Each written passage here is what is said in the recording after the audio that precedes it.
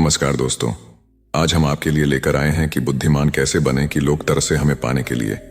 तो दोस्तों, वीडियो शुरू करने से पहले आपसे विनती है कि हमारे चैनल अकेला व्यक्ति हर बार यूट्यूब चैनल को सब्सक्राइब कर लें, जिससे हमें सपोर्ट मिल सके और हम आपके लिए और अच्छी अच्छी कथा कहानी लाते रहे।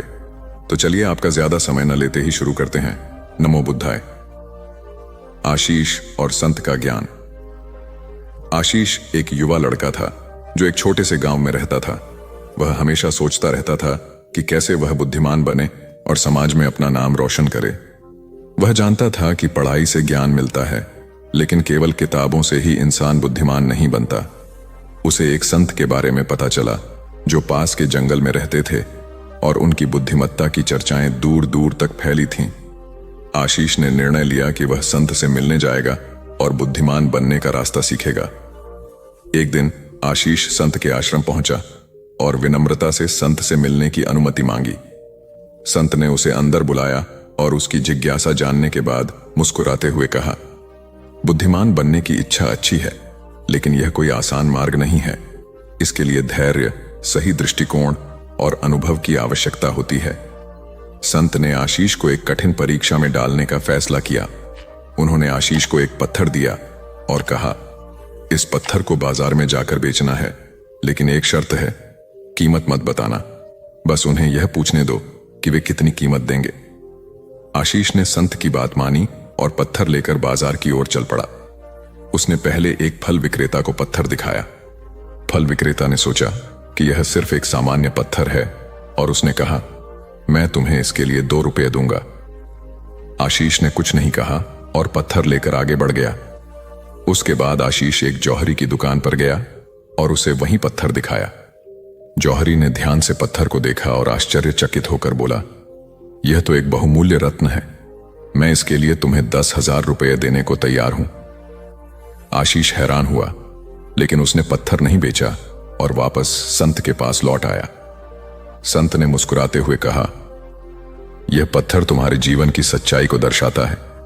लोगों की नजर में उसकी कीमत उनके ज्ञान और दृष्टिकोण पर निर्भर करती है। बुद्धिमान वह होता है जो सच्ची कीमत को पहचानता है, परिस्थितियों को सही दृष्टिकोण से देखता है और सही निर्णय लेता है। संत ने आशीष को समझाया कि बुद्धिमान बनने के लिए उसे सिर्फ किताबों से ही नहीं, बल्कि अनुभवों से भी सीखना होगा।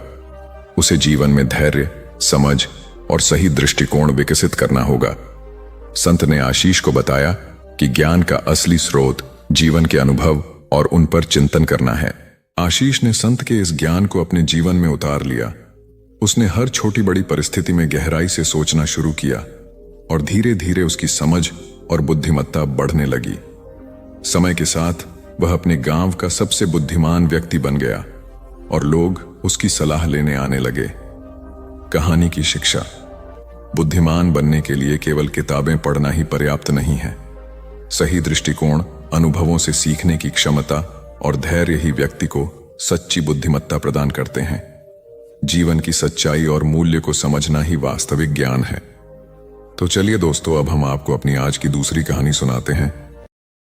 दोस्तों, किसी ने क्या खूब कहा है कि जिंदगी को बदलने का कोई रिमोट कंट्रोल नहीं होता। अगर आपको अपनी जिंदगी बदलनी है तो उठो, जागो और इसे खुद बदलो।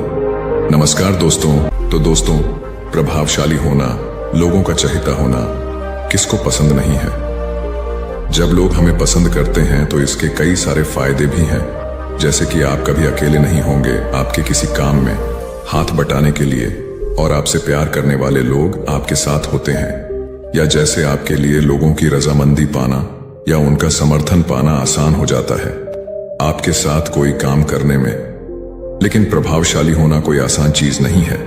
इसीलिए इस वीडियो में हम बात करेंगे उन 7 आदत के बारे में जिन्हें अपनाकर कोई भी साधारण से साधारण व्यक्ति भी एक प्रभावशाली व्यक्ति बन सकता है। और अगर आप इन आदतों को अपने जीवन में अपनाते हैं तो फिर आपको पता भी नहीं चलेगा और आपके आसपास के लोग आपसे प्रभावित होते रहेंगे। आप जहां भी जाएंगे लोग आपके तरफ खींचे चले आएंगे। तो चलिए आज की कहानी शुरू करते हैं। दूर किसी गांव में एक हरीश नाम का लड़का रहता था। वह इस बात से परेशान था कि वह प्रभावी इंसान नहीं है। वह बहुत कोशिश करने के बावजूद भी वह अपनी बातों, अपने काम और अपने स्वभाव से लोगों को प्रभावित नहीं कर पा रहा था। उसकी हार्दिक इच्छा थी कि वह एक ऐसा इंसान बने जिसकी सब बात माने, जिसके साथ सब काम करना चाहे और अपना समय बिताना चाहे। लेकिन उसके साथ सब कुछ उल्टा हो रहा था।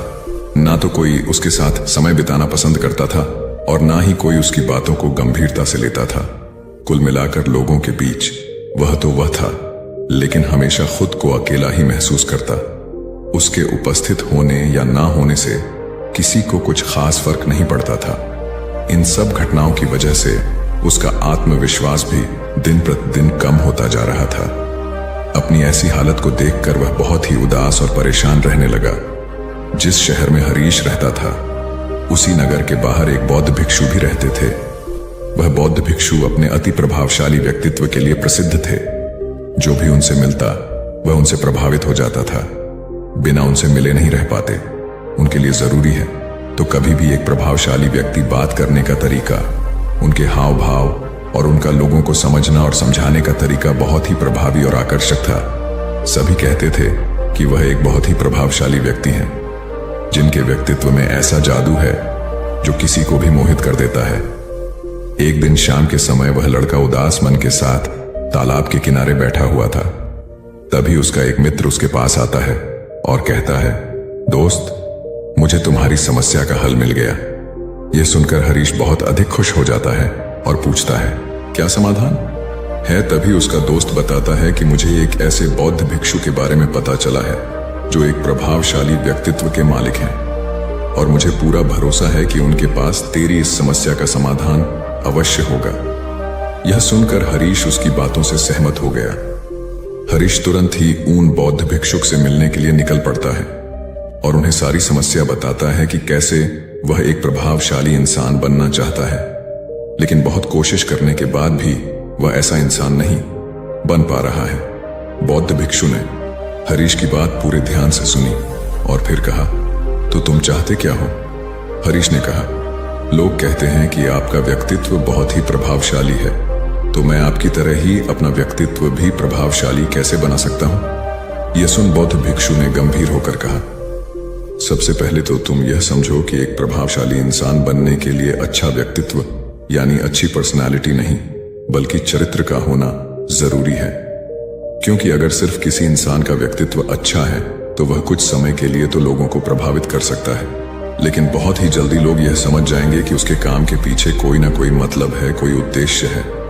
लेकिन अगर तुम्हारा चरित्र अच्छा है तो सभी लोग तुम्हारे साथ रहना पसंद करेंगे और तुम अपने आसपास के लोगों को प्रभावित करते रहोगे और तुम्हें इस बात का पता भी नहीं चलता। लेकिन याद रखना, इसके लिए तुम्हें अंदर से बदलना पड़ेगा। तो क्या तुम एक प्रभावशाली इंसान बनने के लिए खुद को अंदर से बदलने के लिए तैयार हो? लड़के ने कहा, जी महाराज जी, मैं पूरी कोशिश करूंगा। बौद्ध भिक्षु ने कहा, एक प्रभावशाली इंसान के अंदर ये 7 आदतें होती हैं जो तुम्हें अपनानी पड़ेगी। बौद्ध भिक्षु ने कहना शुरू किया, पहली आदत, सक्रिय यानी प्रोएक्टिव बनो। हमारे आसपास जो कुछ भी होता है हम इसे बदल नहीं सकते, लेकिन इस पर क्या प्रतिक्रिया देना है यह पूरी तरह से हमारे हाथ में है। एक प्रोएक्टिव व्यक्ति बनने का मतलब है कि हमारे आसपास के लोग चाहे जो कुछ भी कहे, लेकिन हमें उससे विचलित नहीं होना है। जब लोग हमारे बारे में कुछ बुरा बोलते हैं तो कमी हमारे अंदर नहीं बल्कि उनके अंदर होती है। वह जो भी नकारात्मक बातें हमारे बारे में बोल रहे होते हैं, उससे हमें उनके नकारात्मक नजरिए का पता चलता है, जिस नजरिए से वह दुनिया को देख रहे होते हैं। प्रोएक्टिव व्यक्ति होने का मतलब यह भी है कि हम किसी बुरी परिस्थिति से प्रभावित ना हो, फिर चाहे मौसम खराब हो या घर में अचानक कहीं कोई मुसीबत आ जाए। एक प्रोएक्टिव व्यक्ति को कोई फर्क नहीं पड़ता, उसकी जिंदगी में बुरा वक्त आए या गरीबी, वह हर हाल में खुश रहता है। ऐसा व्यक्ति बुरी से बुरी परिस्थिति में भी बिना कोई शिकायत किए चुपचाप अपना काम करता रहता है और जीवन के सबसे अच्छे दिनों में भी वह बेलगाम नहीं हो जाता, बल्कि तब भी खुद को शांत और स्थिर रखता है। प्रोएक्टिव व्यक्ति का उल्टा होता है प्रतिक्रियाशील व्यक्ति। ऐसा व्यक्ति अपने आसपास के माहौल से बहुत जल्दी प्रभावित हो जाया जाता है। अगर कोई उसकी बुराई करता है तो वह दुखी हो जाता है, अगर कोई उसकी तारीफ करता है तो वह खुश हो जाता है। अगर ऐसे व्यक्ति के साथ कुछ बुरा होता है तो वह खुद भी बुरा बन जाता है।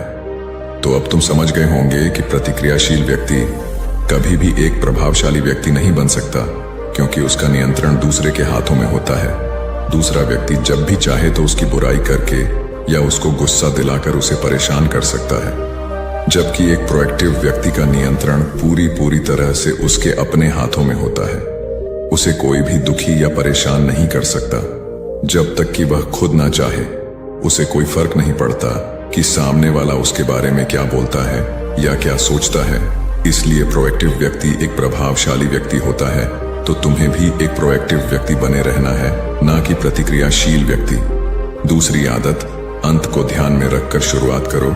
इसका मतलब है कि तुम जब भी कोई बड़ा लक्ष्य बनाओ तो तुम्हें स्पष्ट रूप से पता होना चाहिए कि तुम उस काम को क्यों कर रहे हो और उसे कैसे पूरा करना है।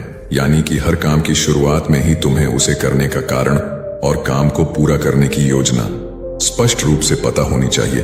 और एक बार जब तुमने अपने काम का क्यों और कैसे पता कर लिया, तो फिर तुम्हारे रोज के छोटे छोटे काम और उसके परिणाम तुम्हारे लक्ष्य की तरफ होनी चाहिए, तुम्हारी योजना से मेल खाने चाहिए।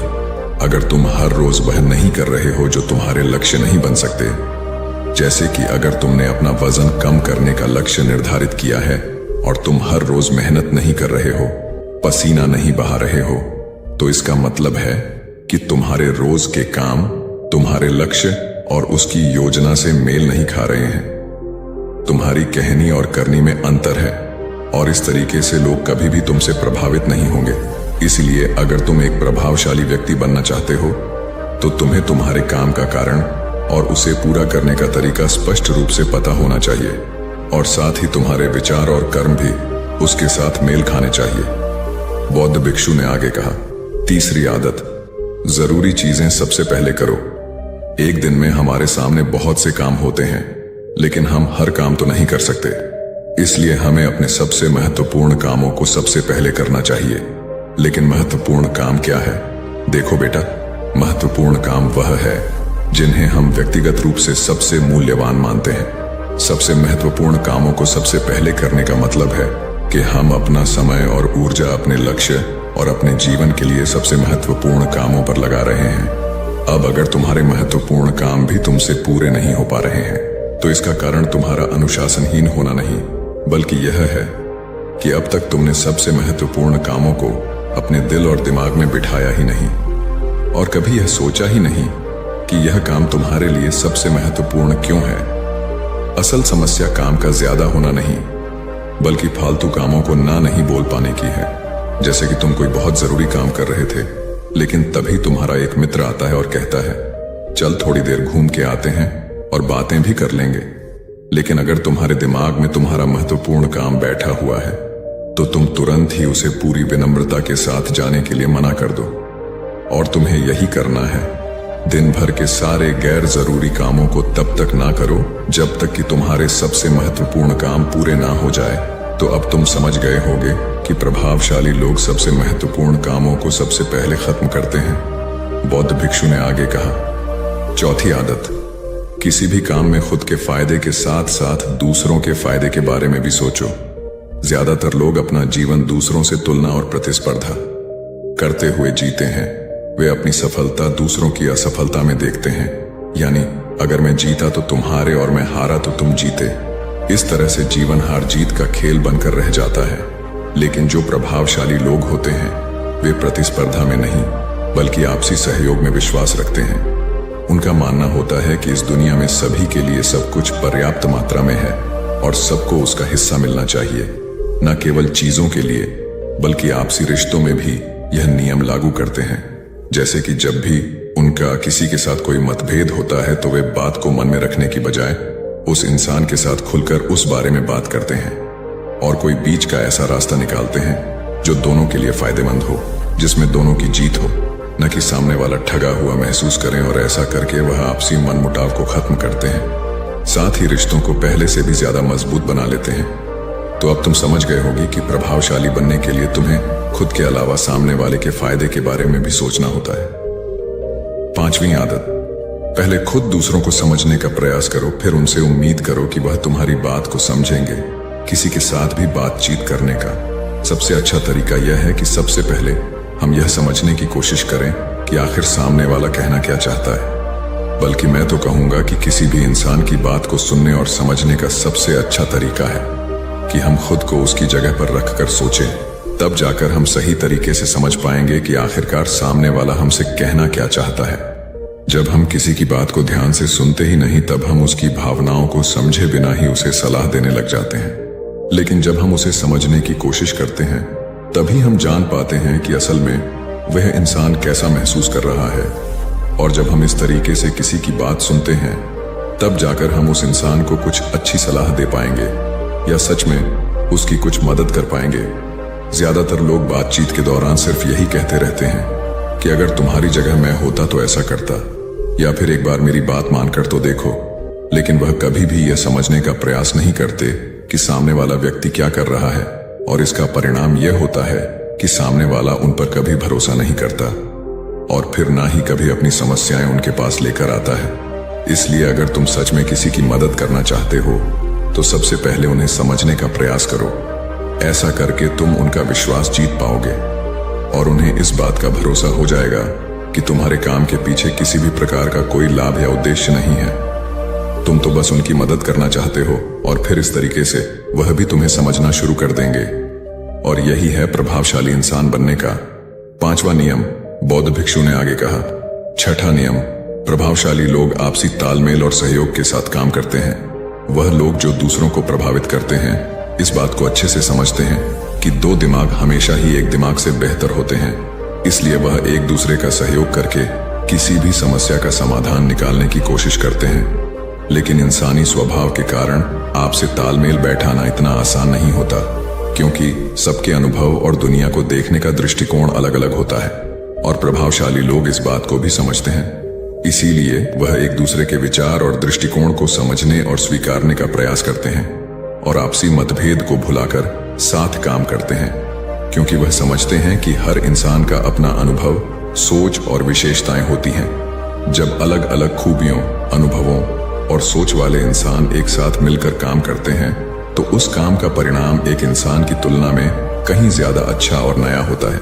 इसलिए प्रभावशाली लोग अलग अलग सोच रखने वाले लोगों के साथ मिलजुल कर काम करना पसंद करते हैं, ताकि वे नई चीजें सीख सकें और कुछ नया और सबसे अलग अनुभव पा सके। बौद्ध भिक्षु ने आगे कहा कि प्रभावशाली लोग अंतिम मदद के लिए खुद को शारीरिक, मानसिक, भावनात्मक और आध्यात्मिक रूप से तरोताजा रखने के लिए रोज कुछ न कुछ करते हैं। प्रभावशाली लोग इस बात को अच्छे से समझते हैं कि अगर उनके जीवन में कोई सबसे महत्वपूर्ण चीज है, तो वह है उनका शरीर और उनका दिमाग, और वह इसे मजबूत और ताजगी से रखने के लिए रोज कुछ नया सीखते और करते हैं।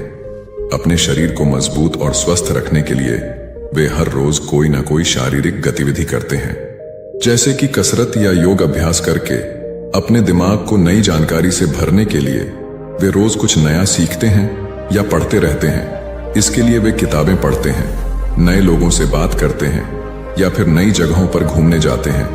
बहुत सारे लोग प्रभावशाली इसलिए होते हैं क्योंकि वे जीवन भर कुछ ना कुछ सीखते रहते हैं, खुद को नई जानकारी देते रहते हैं, और भावनात्मक रूप से खुद को ताजगी से रखने के लिए यह लोग ध्यान या एकांत का सहारा लेते हैं। कई बार खुद के अंदर नयापन लाने के लिए ये लोग खुद को कुछ दिनों के लिए बाहरी दुनिया से काट लेते हैं। इसके अलावा यह लोग आध्यात्मिक रूप से भी सक्रिय होते हैं। इसके लिए यह लोग जो भगवान में आस्था रखते हैं, उनकी पूजा पाठ और आराधना इत्यादि करते हैं। साधारण शब्दों में कहें तो प्रभावशाली लोग लगातार खुद में सुधार लाते रहते हैं और अपने शरीर, मन और आत्मा को तरोताजा रखते हैं। और अगर गौर से देखा जाए तो ये सारी आदतों में से यह 7वीं आदत सबसे ज्यादा जरूरी और प्रभावी है, क्योंकि इसके बिना बाकी की 6 आदतें उतनी प्रभावी नहीं रह जाएंगी जितनी उन्हें होनी चाहिए। और कोई भी इंसान कितना भी प्रभावशाली क्यों ना हो, लेकिन अगर वह खुद को शारीरिक, मानसिक, भावनात्मक और आध्यात्मिक रूप से तरोताजा नहीं रखता, तो धीरे धीरे उसका प्रभाव कम होना शुरू हो जाएगा। तो यह थी एक प्रभावशाली इंसान बनने की 7 आदतें, जिन्हें अपनाकर कोई भी इंसान प्रभावशाली बन सकता है। बौद्ध भिक्षु की यह सारी बातें सुनने के बाद अब उस लड़के को भी यह भरोसा हो गया था कि इन 7 आदतों को अपनाने के बाद वह भी एक प्रभावशाली इंसान बन सकता है। इसके लिए उसने उन बौद्ध भिक्षु को धन्यवाद किया और खुशी खुशी अपने मित्र के साथ वहां से चला गया। तो दोस्तों, उम्मीद है इस वीडियो से आपको काफी कुछ सीखने को मिला होगा, और अगर कुछ सीखने को मिला हो तो हमारे इस वीडियो को लाइक, शेयर और साथ ही कमेंट में नमो बुद्धाय जरूर लिखिएगा। धन्यवाद।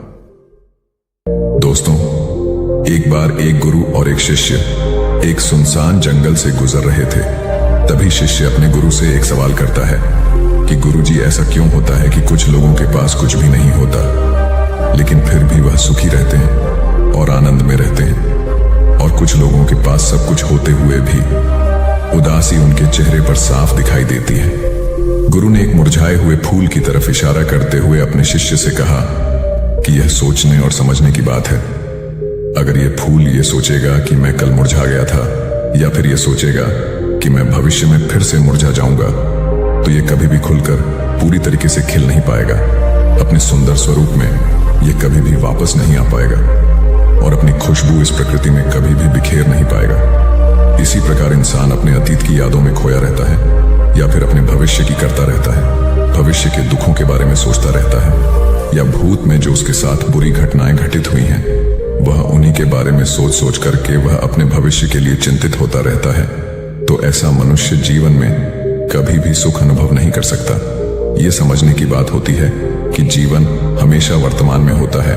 अतीत और भविष्य की कल्पनाएं हमेशा मनुष्य को मृत्यु की तरफ ले जाती हैं। इसलिए यह जरूरी हो जाता है कि जिस प्रकार हम अपने शरीर की देखभाल करते हैं, उसे बीमारियों से दूर रखने के लिए उसके अंदर से गंदगी भी साफ करते रहते हैं। ठीक उसी प्रकार समय समय पर हमें अपने मन और मस्तिष्क की भी गंदगी को साफ करते रहना चाहिए, उसकी धुलाई करते रहना चाहिए। इससे आपकी बुद्धि की क्षमता तो तेज होगी ही होगी, साथ ही साथ आप हमेशा आनंद में रहने का रहस्य भी जान पाएंगे। शिष्य ने सवाल किया कि गुरुदेव, इससे पहले कि हम मन और मस्तिष्क पर चर्चा शुरू करें, इससे पहले मैं यह जानना चाहता हूं कि जिन लोगों के पास सब कुछ होता है वह दुखी क्यों रहते हैं, और जिन लोगों के पास कुछ भी नहीं होता है वे अक्सर आनंद में क्यों होते हैं? यह रहस्य क्या है? इसके पीछे का कारण क्या हो सकता है? गुरु ने उत्तर दिया कि कुछ लोग जीवन में जब सब कुछ हासिल कर लेते हैं और सब कुछ हासिल कर लेने के बाद उन्हें सब चीजों की व्यर्थता का पता चल जाता है। ऐसे लोगों को अक्सर यह एहसास जकड़ लेता है कि मैंने जीवन में कुछ भी पाया, जो कुछ भी किया उससे भले ही मैंने सुख सुविधाएं हासिल कर ली हो, लेकिन मन की शांति अभी भी बहुत दूर है और अधूरी भी है, उस तक मैं पहुंच नहीं पाता। सब कुछ पाकर भी मैं अपने मन को जान नहीं पाया। और जब इंसान को ऐसा लगता है तो उसे महसूस होता है कि जो कुछ भी उसने कमाया है वह कौड़ियों का भाव था। उसने अपना जीवन बेकार की चीजों में यूं ही व्यर्थ कर दिया।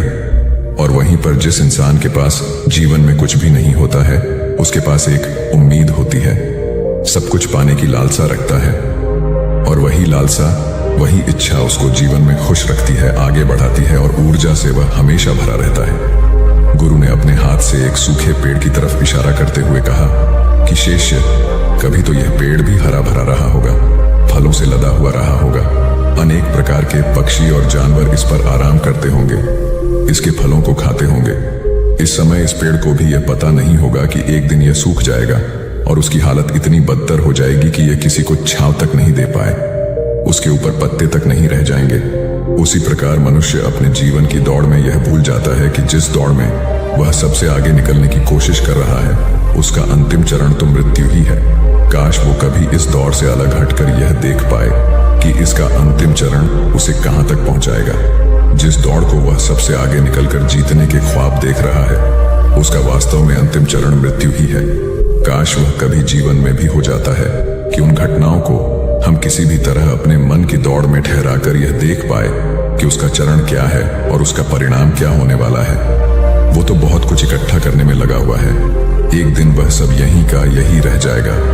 इकट्ठा करते करते एक दिन उसका शरीर मृत्यु को प्राप्त हो जाएगा और फिर उसका शरीर आग में जलकर राख हो जाएगा, लेकिन उसके द्वारा बनाई हुई चीज सब यहीं की यहीं पड़ी रह जाएगी। लेकिन इंसान चीजों को इकट्ठा करते करते अपनी जिंदगी को जीना भूल जाता है। वह कभी ठीक से खुलकर हंस भी नहीं पाता, बस इकट्ठा करने में लगा रहता है, और इकट्ठा करते करते वह अपने सब सुख, चैन, खुशी सब कुछ खो देता है। ऐसा भी हो सकता है कि वह ऐसे कार्यों की तरफ आगे बढ़ सकता है जो उसके जीवन में आनंद पैदा करता हो, जो उसके जीवन को एक नई दिशा दे। गुरु ने कहा कि एक योगी ही होता है जो जीवन की दौड़ में ठहर जाता है, जो यह समझ लेता है कि जीवन का अंतिम चरण तो मृत्यु ही है, इसीलिए वह जीवन में सुख सुविधाएं हासिल करने की बजाय खुद के मन और मस्तिष्क को एक नए आनंद की तरफ ले जाने का प्रयास शुरू कर देता है। शिष्य ने सवाल किया कि गुरुदेव, क्या एक गृहस्थ जीवन में जीने वाला मनुष्य उस आनंद की प्राप्ति नहीं कर सकता? और अगर कर सकता है तो किस प्रकार शुरुआत उसे करनी चाहिए? गुरु ने कहा कि बिल्कुल कर सकता है। गुरु ने उत्तेजित होकर उत्तर दिया कि अगर सभी मनुष्य उस आनंद की प्राप्ति के लिए योगी बनने का निश्चय कर लें तो इससे तो प्रकृति का चलन ही रुक जाएगा, उसकी जो व्यवस्था है वह बिगड़ने लगेगी। एक सच्चा योगी अपने जीवन में खोज करता है और खोज करने के बाद वह गृहस्थ जीवन में किस प्रकार आनंद को प्राप्त किया जा सकता है वह तरीके सभी को बताता है, ताकि मनुष्य अपने गृहस्थ जीवन का पालन करते हुए उस आनंद की प्राप्ति भी कर सके।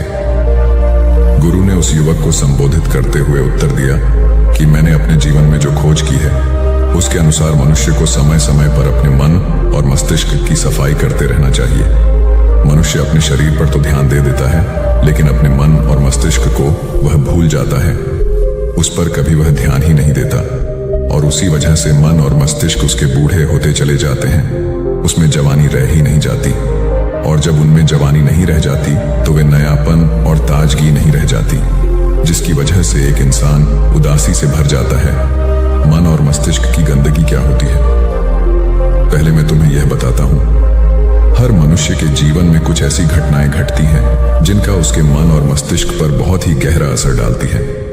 वह जीवन पर्यंत उन घटनाओं को भुला भी नहीं पाता और वही घटनाएं उसके मन में पूरी तरह से पक्की बैठ जाती हैं, जो उसके मन में गांठ बना लेती हैं और भविष्य में जब भी वह कोई काम करता है तो यह घटनाएं उसको प्रभावित करती हैं।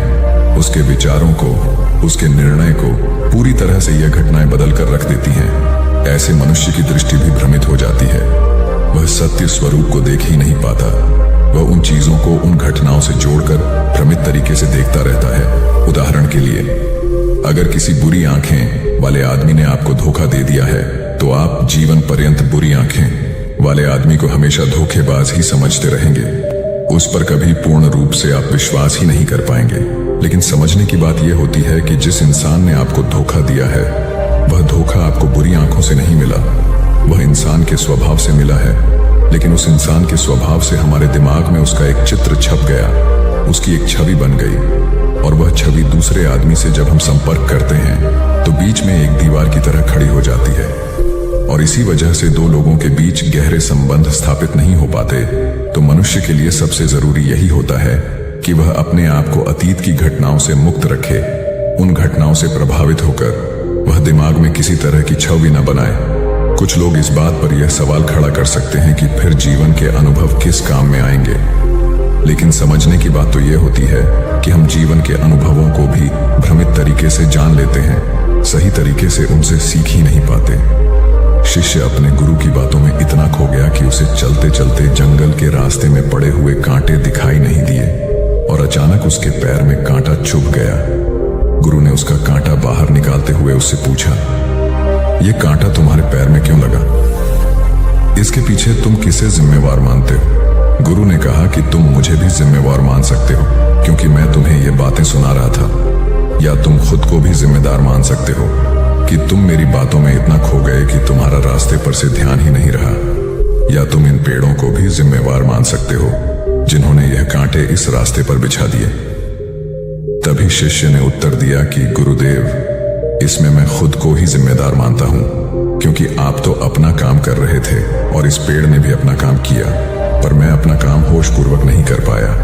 अगर मैं चलते समय ध्यान लगाए रहता, अगर मैं आपकी बातों में पूरी तरह से नहीं खो जाता तो मुझे ये कांटा कभी नहीं लगता। इसमें पूरी तरह से ही मेरी गलती है। गुरु ने शाबाशी से अपने शिष्य की पीठ को थपथपाया और आगे कहा कि जो घटनाएं हमारे मन को प्रभावित करती हैं, जरूर उसे बाहर निकाल दें। और उसके लिए सबसे सरल तरीका है कि अपनी भावनाओं को व्यक्त करना सीखो। उसे अपने दिल में, अपने मस्तिष्क में बैठा कर मत रखो। जब तुम किसी दूसरे मनुष्य के सामने अपनी भावनाओं को व्यक्त कर देते हो तो तुम्हारे मन का बोझ हल्का हो जाता है। कुछ लोगों का स्वभाव ऐसा होता है कि वह अपने मन की बात किसी को नहीं बताते।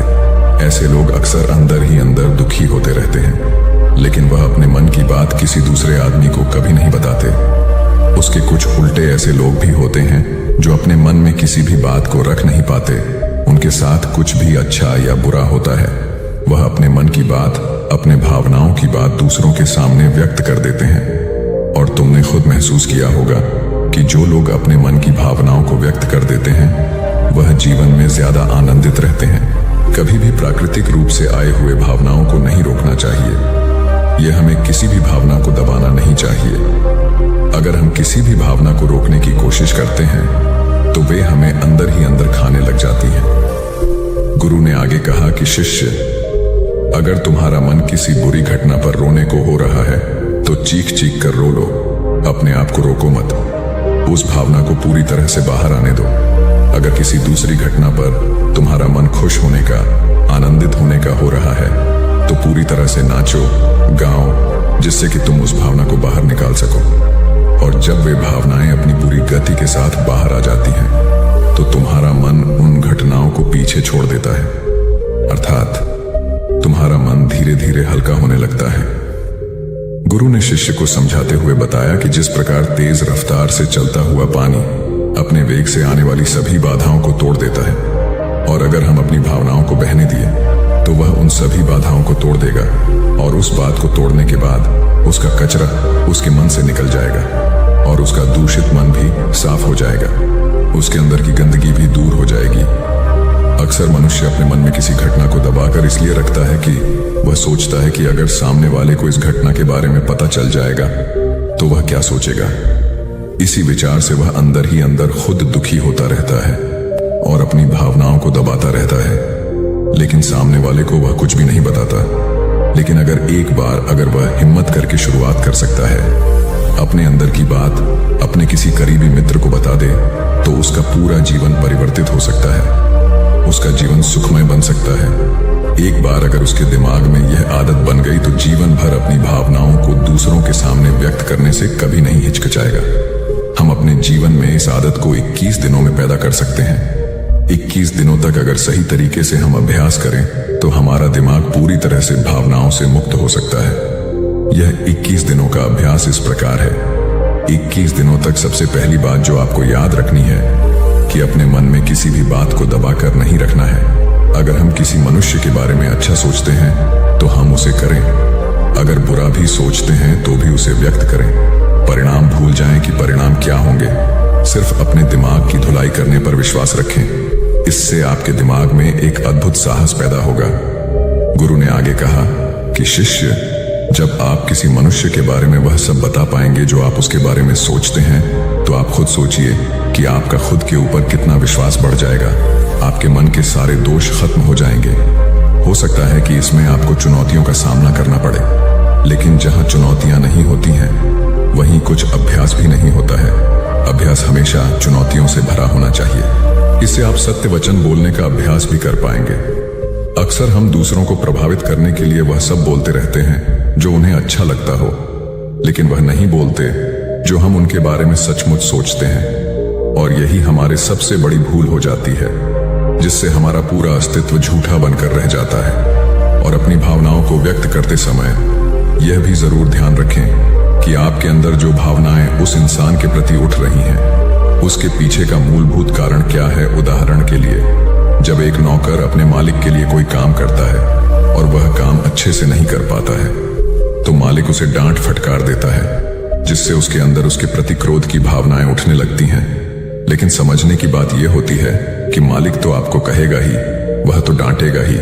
अगर आप अच्छे से काम नहीं करेंगे, अगर आप काम अच्छे से कर रहे हैं और फिर भी आपका मालिक आपके साथ उचित व्यवहार नहीं कर रहा है, तो आप खुलकर अपने मालिक को अपनी भावनाएं व्यक्त कर सकते हैं, बिना यह सोचे कि इसका परिणाम क्या होगा। अगर आप इस भावना को उठाएंगे नहीं तो आप अपनी नजरों में खुद ही नीचे गिरने लग जाएंगे। आपका आत्मविश्वास बिल्कुल खत्म हो जाएगा।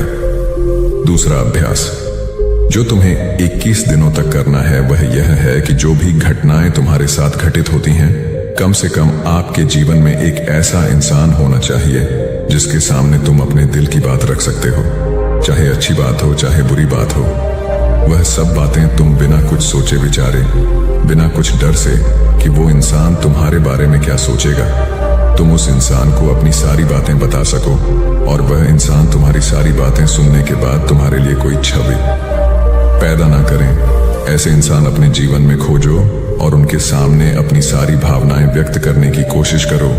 दिन में जो कुछ भी घटित होता है, अच्छा लगता है या बुरा होता है, किसी के प्रति आकर्षण होता है, उसको एक दोस्त की तरह बताने का प्रयास करें। इससे यह पता चल जाएगा कि तुम्हारा मन घटनाओं के प्रति किस प्रकार की भावनाएं पैदा करता है। तुम अपने मन की सारी बातें कह दो ताकि तुम्हारे अंदर की भावनाएं, तुम्हारे अंदर में जो विचार उत्पन्न हो रहे हैं, वह पूरी तरह खाली हो जाएं। तीसरा, अभ्यास जो तुम्हारे मन को खाली रखेगा वह है योग्य निद्रा का अभ्यास। देखते ही देखते यह चर्चा खत्म करते हुए गुरु और शिष्य उस जंगल को पार करके अपने आश्रम में पहुंच चुके थे। तो दोस्तों, उम्मीद है इस वीडियो से आपको काफी कुछ सीखने को मिला होगा, और अगर कुछ सीखने को मिला हो तो हमारे इस वीडियो को लाइक, शेयर और सब्सक्राइब जरूर कर लीजिएगा, और साथ ही कमेंट में नमो बुद्धाय जरूर लिखिएगा। धन्यवाद। अरे यह भी कोई काम है। इसके बाद उन्होंने ढेर सारे तथ्यों के साथ अपने काम को महत्वहीन बताने की कोशिश की। उन्होंने यह भी कहा कि इस समय जो काम मेरे जिम्मे है उसके आधार पर दूसरे संस्थान में नौकरी भी नहीं मिलेगी। इस बात को मुकेश के रिपोर्टिंग मैनेजर मिस्टर कुमार को बताया गया। वह सुलझे हुए इंसान हैं। उन्होंने तरीके से मुकेश को समझाया कि उनका काम कैसे महत्वपूर्ण है। मिस्टर कुमार ने उनसे पूछा, मुकेश पहले अपने काम के बारे में बताइए।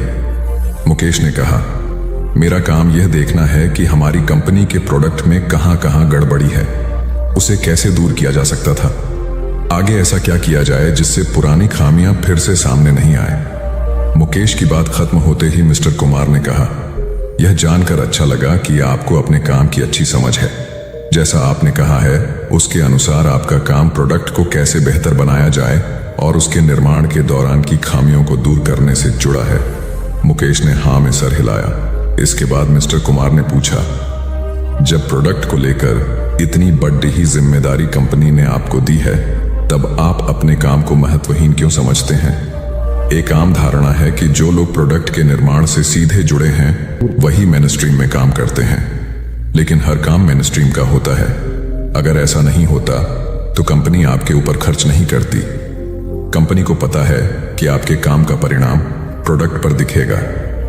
इसलिए इस बात को मन से निकालिए कि आप जो काम कर रहे हैं उसकी पूछ नहीं है। ध्यान से देखेंगे तो लगेगा कि आपका काम ही सबसे महत्वपूर्ण है। एकता और समझदारी। ऊंचे आकाश में सफेद कबूतरों की एक टोली उड़कर जा रही थी। बहुत दूर जाना था उन्हें, लंबा रास्ता था। सुबह से उड़ते उड़ते थकान होने लगी थी। सूरज तेजी से चमक रहा था। कबूतरों को भूख लगने लगी थी। तभी उन्होंने देखा कि नीचे जमीन पर चावल के बहुत से दाने पड़े थे। कबूतरों ने एक दूसरे से कहा, चलो भाई थोड़ी देर रुककर कुछ खा लिया जाए, फिर आगे जाएंगे। एक बुजुर्ग कबूतर ने चारों ओर देखा। वहां दूर दूर तक कोई घर या मनुष्य दिखाई नहीं दे रहा था। फिर चावल के ये दाने यहां कहां से आए? बुजुर्ग कबूतर ने बाकी कबूतरों को समझाया, मुझे लगता है कि यहां कुछ गड़बड़ है, तुम लोग नीचे मत उतरो। लेकिन किसी ने भी उसकी बात नहीं सुनी। सभी कबूतर तेजी से उतरे, दाना चुगने लगे। इतने बढ़िया दाने बहुत दिनों के बाद खाने को मिले थे। वे बहुत खुश थे। जब सभी ने भरपेट खा लिया तो बोले, चलो भाई अब आगे चला जाए। लेकिन यह क्या? जब उन्होंने उड़ने की कोशिश की तो उड़ ही नहीं पाए। दोनों के साथ साथ वहां एक चिड़ीमार का जाल भी था जिसमें उनके पांव फंस गए थे। उन्हें अपनी गलती पर पछतावा हुआ। बूढ़ा कबूतर पेड़ पर बैठकर सब देख रहा था। उसने जब अपने साथियों को मुसीबत में देखा तो फौरन उड़ा और चारों ओर देखा। दूर उसे चिड़ीमार आता दिखाई दिया। वह फौरन लौटा और अपने साथियों को बताया। सब वहां से निकलने का उपाय सोचने लगे। तब बूढ़े कबूतर ने कहा, दोस्तों एकता में बड़ी शक्ति होती है। सब एक साथ उड़ड होगे तो जाल तुम्हें रोक नहीं पाएगा। उसने गिना, 1 2 3। उड़ो। सारे कबूतरों ने एक साथ जोर लगाया और जाल उनके साथ उठने लगा। जब तक चिड़ीमार वहां पहुंचा तब तक जाल काफी ऊपर उठ चुका था। वह देखता ही रह गया और कबूतर जाल लेकर उड़ गए। बूढ़ा कबूतर सबसे आगे उड़ रहा था। काफी देर उड़ने के बाद वे नीचे उतरे। वहां कबूतरों के दोस्त चूहे रहते थे। चूहों ने अपने तेज दांतों से जाल काट दिया। इस तरह बूढ़े कबूतर की समझदारी और साथ मिलकर काम करने से सभी कबूतर बच गए। एक शहर में एक बहुत अमीर व्यक्ति रहता था। उसका नाम तो था धनीमल, लेकिन था वह बेहद कंजूस। उसका कहना था कि अगर आप अपना पैसा अपने पास रखेंगे तो सबको पता चल जाएगा कि आपके पास बहुत पैसे हैं। फिर चोर डाकू आपके पीछे पड़ जाएंगे और सारा पैसा रात को आकर गड्ढे में देख लेता था कि उसका सोना वहां है या नहीं। उसे विश्वास था कि कोई भी चोर इस जगह के बारे में नहीं जान पाएगा, लेकिन ऐसा नहीं हुआ। धीरे धीरे पूरे शहर में यह चर्चा होने लगी कि धनीमल रात में शहर के बाहर जाकर कुछ करता है। एक रात जब उसने गड्ढा खोद कर देखा तो सोना वहां से गायब था। उसे गहरा सदमा लगा और वह चीख कर रोने लगा। उसके रोने की आवाज सुनकर बहुत से लोग वहां आ गए। धनीमल रो रो कर अपना दुख बताने लगा। तब उसके एक पड़ोसी से उसे कहा, धनीमल, तुम एक भारी पत्थर इस गड्ढे में रख दो और समझ लो कि वही तुम्हारा सोना है। यह सुनकर धनीमल को बहुत गुस्सा आया। तुम मेरे सोने को पत्थर जैसे बता रहे हो। वह बोला, देखो धनीमल, वह सोना तुम कभी इस्तेमाल तो करते नहीं थे। एक पत्थर की तरह यहां उसे दबा कर रख दिया था, तो फिर यहां सोना हो या पत्थर, क्या फर्क पड़ जाता है? उसका पड़ोसी बोला, बात तो ठीक ही थी। धनीमल ने बहुमूल्य सोने को पत्थर के समान मूल्यहीन बना दिया था। उसके बाद धनीमल ने मेहनत करके फिर पैसे कमाए, लेकिन अब वह कंजूस नहीं रहा था। अपने पैसे को वह अपने ऊपर और दूसरे लोगों की सहायता के लिए खर्च करता था। अंधी का बेटा।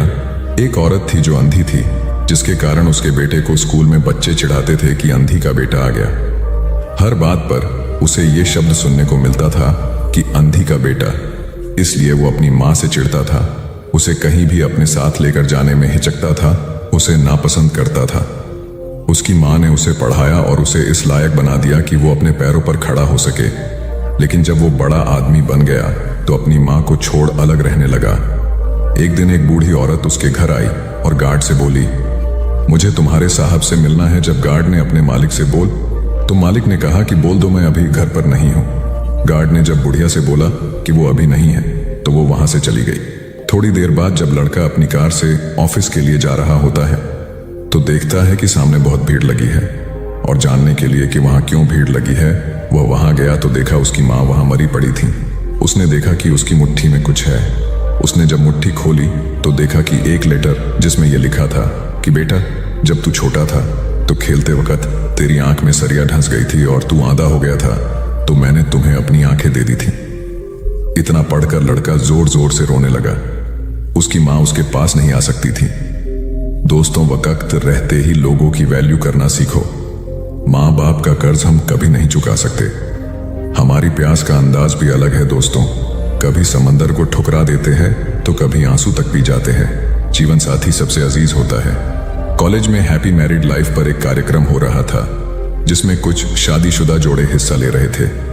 जिस समय प्रोफेसर मंच पर आए, उन्होंने नोट किया कि सभी पति पत्नी शादी पर जोक कर हंस रहे थे। ये देखकर प्रोफेसर ने कहा कि चलो पहले एक गेम खेलते हैं, उसके बाद अपने विषय पर बातें करेंगे। सभी खुश हो गए और कहा, कौन सा गेम? प्रोफेसर ने एक मैरिड लड़की को खड़ा किया और कहा कि तुम ब्लैक बोर्ड पे ऐसे 25-30 लोगों के नाम लिखो जो तुम्हें सबसे अधिक प्यारे हों। लड़की ने पहले तो अपने परिवार के लोगों के नाम लिखे, फिर अपने सगे संबंधी, दोस्तों, पड़ोसी और सहकर्मियों के नाम लिख दिए। अब प्रोफेसर ने उसमें से कोई भी कम पसंद वाले 5 नाम मिटाने को कहा। लड़की ने अपने सहकर्मियों के नाम मिटा दिए। प्रोफेसर ने और 5 नाम मिटाने को कहा। लड़की ने थोड़ा सोचकर अपने पड़ोसियों के नाम मिटा दिए। अब प्रोफेसर ने और 10 नाम मिटा दिया। प्रोफेसर ने उस लड़की से कहा, तुम अपनी जगह पर जाकर बैठ जाओ, और सभी की तरफ गौर से देखा और पूछा, क्या कोई बता सकता है कि ऐसा क्यों हुआ कि सिर्फ पति का ही नाम बोर्ड पर रह गया? कोई जवाब नहीं दे पाया। सभी मुंह लटका कर बैठे थे। प्रोफेसर ने फिर उस लड़की को खड़ा किया और कहा, ऐसा क्यों? जिसने तुम्हें जन्म दिया और पाल पोस कर इतना बड़ा किया, उनका नाम तुमने मिटा दिया। और तो और तुमने अपनी कोख से जिस बच्चे को जन्म दिया, उसका भी नाम तुमने मिटा दिया। लड़की ने जवाब दिया कि अब मम्मी पापा बूढ़े हो चुके हैं। कुछ साल के बाद वो मुझे और इस दुनिया को छोड़ के चले जाएंगे। मेरा बेटा जब बड़ा हो जाएगा तो जरूरी नहीं कि वो शादी के बाद मेरे साथ ही रहे, लेकिन मेरे पति जब तक मेरी जान में जान है, तब तक मेरा आधा शरीर बन के मेरा साथ निभाएंगे। इसलिए मेरे लिए सबसे अजीज मेरे पति हैं। प्रोफेसर और बाकी स्टूडेंट ने तालियों की गूंज से लड़की को सलामी दी। प्रोफेसर ने कहा, तुमने बिल्कुल सही कहा कि तुम और सभी के बिना रह सकती हो, पर अपने आधे अंग अर्थात अपने पति के बिना नहीं रह सकती। मजाक मस्ती तक तो ठीक है, पर हर इंसान का अपना जीवन साथी ही उसको सबसे ज्यादा अजीज होता है। दिमाग का इस्तेमाल कर पक्ष में करें परिस्थितियां। एक शेर जंगल में शिकार पर निकला था। एक लोमड़ी अचानक उसके सामने आ गई। लोमड़ी को लगा कि अब उसे कोई नहीं बचा सकता है, लेकिन उसने हार नहीं मानी और अपनी जान बचने के लिए एक तरकीब सोची। लोमड़ी ने शेर से कड़े शब्दों में कहा, तुम्हारे पास इतनी ताकत नहीं कि मुझे मार सको। यह सुनकर शेर थोड़ा अचंभित हुआ। उसने पूछा, तुम ऐसा कैसे कह सकती हो? लोमड़ी ने अपनी आवाज और जैसी परेशानी बार बार नहीं आती, अगर आती भी है तो आसानी से हल हो जाती है। सिकंदर की बात सुनकर रोहित को अपनी गलती का एहसास हुआ। उसे एहसास हुआ कि शुरुआती सफलता के बाद उसने सीखना एकदम छोड़ दिया था। यही वजह है कि अपने व्यापार में होने वाले नुकसान का आकलन वह नहीं कर पाया। जीवन में सफल होने के लिए सीखते रहना जरूरी है। इंसान को हमेशा सीखते रहना चाहिए। इससे उसके भीतर नकारात्मक विचार नहीं आते हैं, बल्कि उसमें सकारात्मक बदलाव आता रहता है और सफलता की सीढ़ियां चढ़ता रहता है। सीखते रहने वाले व्यक्ति को सफलता के अवसर भी ज्यादा मिलते हैं। सबसे बड़ी बात यह है कि इस तरह के व्यक्ति में अहंकार नहीं होता। जिसके मन में अहंकार होगा वह कभी सीखने का प्रयास नहीं करेगा। घमंड कुल्हाड़ी हुई निरुत्तर। एक बार कुल्हाड़ी और लकड़ी के एक डंडे में विवाद छिड़ गया। दोनों स्वयं को शक्तिशाली बता रहे थे। हालांकि लकड़ी का डंडा बाद में शांत हो गया, किंतु कुल्हाड़ी का बोलना जारी रहा। कुल्हाड़ी में घमंड अत्यधिक था। वह गुस्से में भरकर बोल रही थी, तुमने स्वयं को समझ क्या रखा है? तुम्हारी शक्ति मेरे आगे पानी भरती है। मैं चाहूं तो बड़े बड़े वृक्षों को पल में काट कर गिरा दूं, धरती का सीना फाड़कर उसमें तालाब कुआं बना दूं। तुम मेरी बराबरी कर पाओगे? मेरे सामने से हट जाओ, अन्यथा तुम्हारे टुकड़े टुकड़े कर दूंगी। लकड़ी का डंडा कुल्हाड़ी की अहंकारपूर्ण बातों को सुनकर धीरे से बोला, तुम जो कह रही हो वह बिल्कुल ठीक है, किंतु तुम्हारा ध्यान शायद एक बात की ओर नहीं गया। जो कुछ तुमने करने को कहा है बेशक तुम कर सकती हो, किंतु अकेले अपने दम पर नहीं कर सकती। कुल्हाड़ी ने चिढ़कर कहा, क्यों? मुझ में किस बात की कमी है? डंडा बोला, जब तक मैं तुम्हारी सहायता न करूं तुम यह सब नहीं कर सकती हो। जब तक मैं हत्या बनकर तुम में न लगाया जाऊं तब कोई किसे पकड़कर तुमसे ये सारे काम लेगा? बिना हत्थे की कुल्हाड़ी से कोई काम लेना असंभव है। कुल्हाड़ी को अपनी भूल का एहसास हुआ और उसने डंडे से क्षमा मांगी। कथा सार यह है कि दुनिया सहयोग से चलती है। जिस प्रकार ताली दोनों हाथों के मेल से बजती है, उसी प्रकार सामाजिक विकास भी परस्पर सहयोग से ही संभव होता है। यदि जीवन का संतुलन बिगड़ा और थकान आई तो समझ लीजिए कि बीमारी आई, और यदि वापस ऊर्जा अर्जित करने के लिए विश्राम किया जा रहा है तो ऐसी थकान वरदान भी साबित हो सकती है। इन दिनों जिस तरह की हमारी जीवन शैली है, इसमें असंतुलन बहुत अधिक है। सुबह उठने से लेकर रात को सोने तक शरीर की कुछ नियमित क्रियाएं हैं, आदमी उसे भूल गया है। गौतम बुद्ध बहुत काम करते पर कभी थकते नहीं थे। आज भी कई साधु संत उतना ही परिश्रम कर रहे हैं जितना एक कॉर्पोरेट जगत का सफल व्यक्ति करता है, और जब वे रात को सोते हैं तो पूरी बेफिक्री के साथ। बुद्ध से उनके शिष्यों ने एक बार पूछा था, आप थकते नहीं? बुद्ध का उत्तर था, जब मैं कुछ कर, ये क्रियाएं अपने आप में एक विश्राम है, करने वाला कोई और है, हम तो महज उसके हाथों की कठपुतली हैं। यह मनोभाव भी थकान को मिटाएगा। क्या दिक्कत है ऐसा सोच लेने में? महात्मा बुद्ध ज्ञान प्राप्ति के लिए घोर तप में लगे थे। उन्होंने शरीर को काफी कष्ट दिया, यात्राएं की, घने जंगलों में कठिन साधना की, पर आत्मज्ञान की प्राप्ति नहीं हुई। निराश हो बुद्ध सोचने लगे, मैंने अभी तक कुछ भी प्राप्त नहीं किया, अब आगे क्या कर पाऊंगा? निराशा, अविश्वास के इन नकारात्मक भावों ने उन्हें क्षुब्ध कर दिया। कुछ ही क्षणों के बाद उन्हें प्यास लगी। वे थोड़ी दूर स्थित एक झील तक पहुंचे। वहां उन्होंने एक दृश्य देखा कि एक नही सी गिलहरी के 2 बच्चे झील में डूब गए। पहले तो वह गिलहरी जड़वत बैठी रही, फिर कुछ देर बाद उठकर झील के पास गई, अपना सारा शरीर झील के पानी में भिगोया और फिर बाहर आकर पानी झाड़ने लगी। ऐसा वह बार बार करने लगी।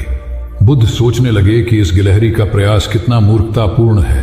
क्या कभी यह इस झील को सुखा सकेगी? किंतु गिलहरी का यह क्रम लगातार जारी था। बुद्ध को लगा मानो गिलहरी कह रही हो कि यह झील कभी खाली होगी या नहीं, यह मैं नहीं जानती, किंतु मैं अपना प्रयास नहीं छोड़ूंगी।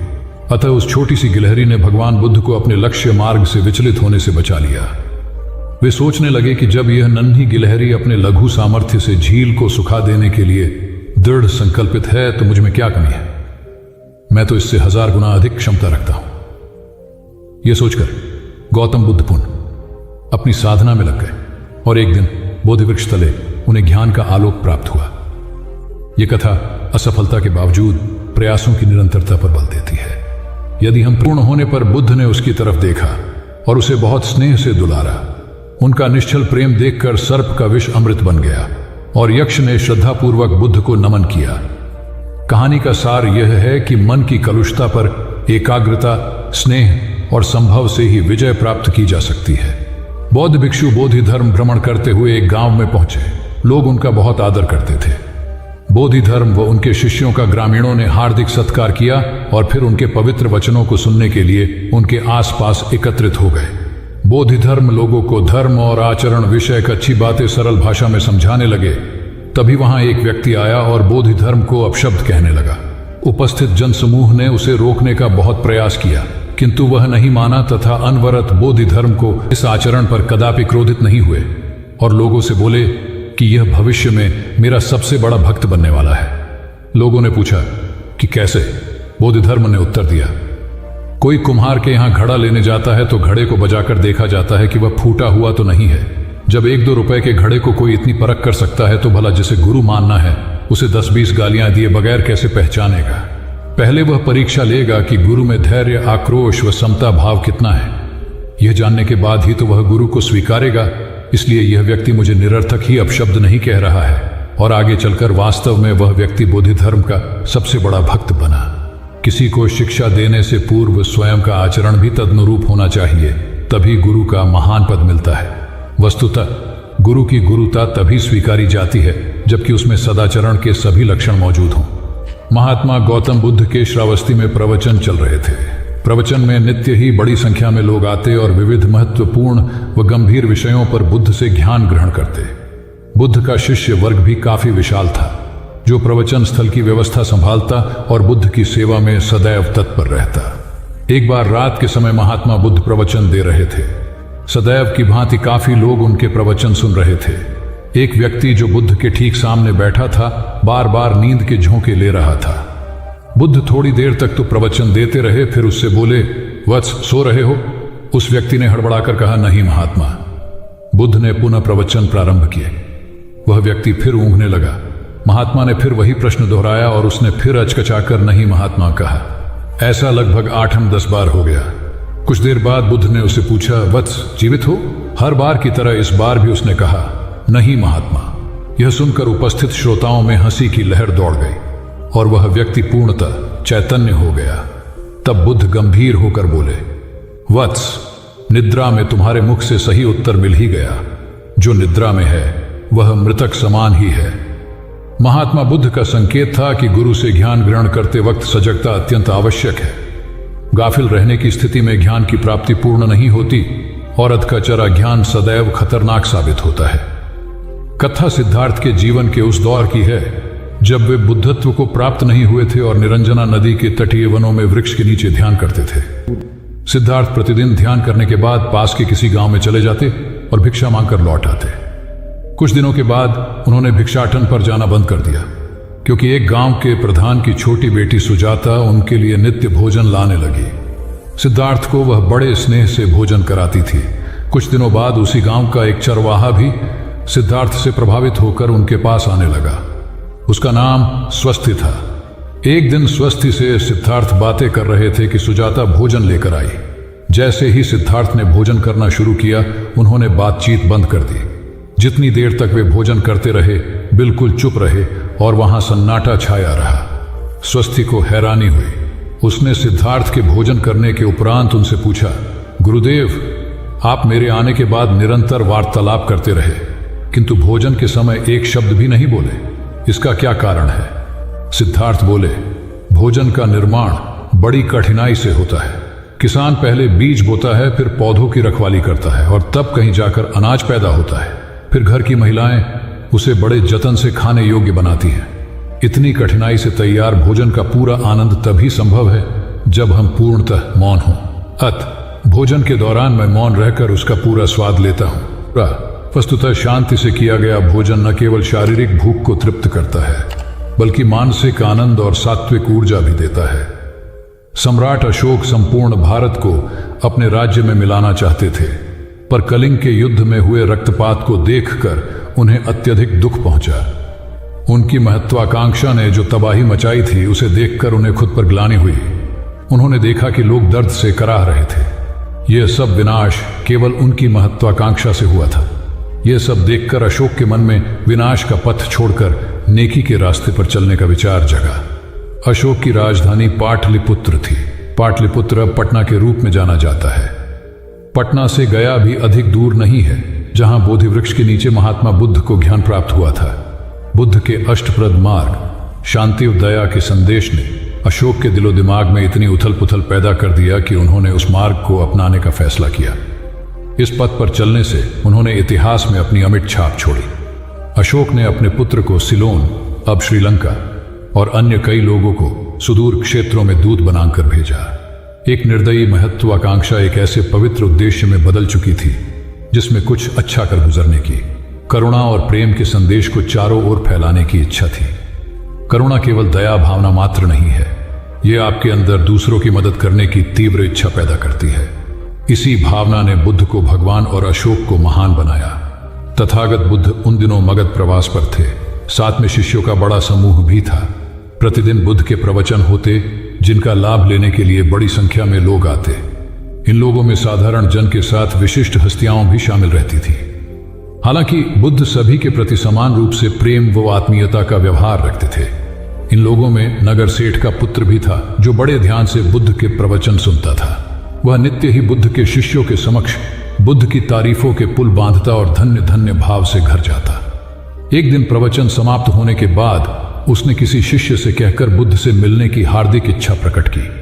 जब उसे बुद्ध के सामने ले जाया गया तो उसने उन्हें साष्टांग प्रणाम कर कहा, भगवान, आप जैसा तपस्वी और ज्ञानी व्यक्ति पहले न कभी हुआ था और न भविष्य में होगा।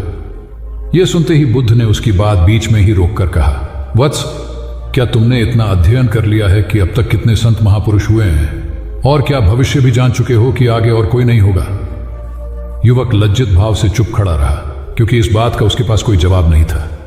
बुद्ध ने अपनी बात समाप्त करते हुए उसे सीख दी, सदैव अपनी आंखें खुली रखो।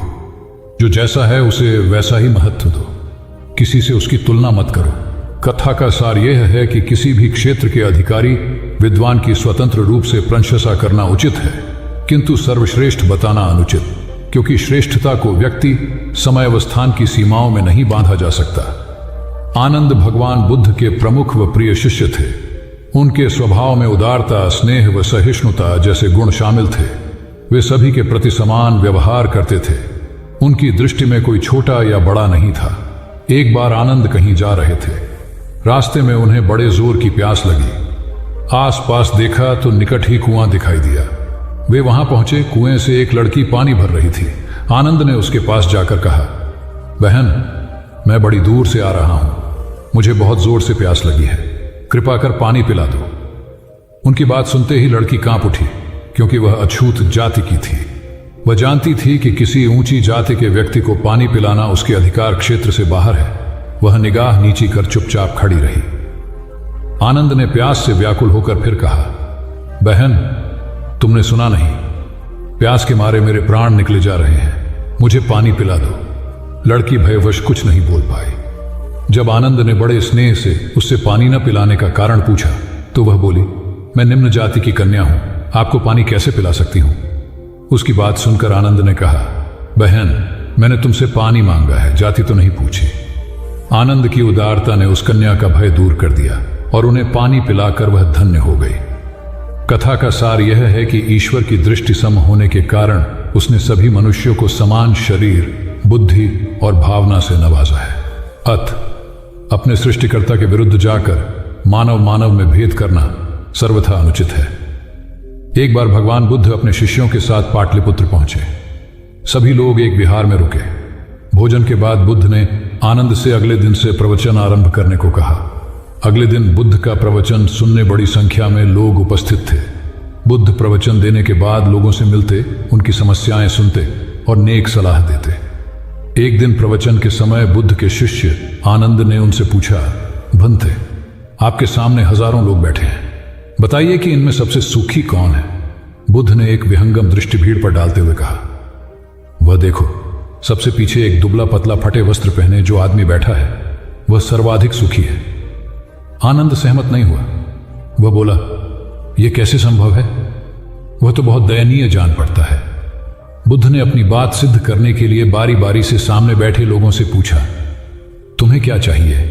किसी ने संतान मांगी तो किसी ने मकान, कोई रोग मुक्ति चाहता था तो कोई अपने शत्रु पर विजय। ऐसा एक भी व्यक्ति नहीं था जिसे कोई इच्छा ना हो।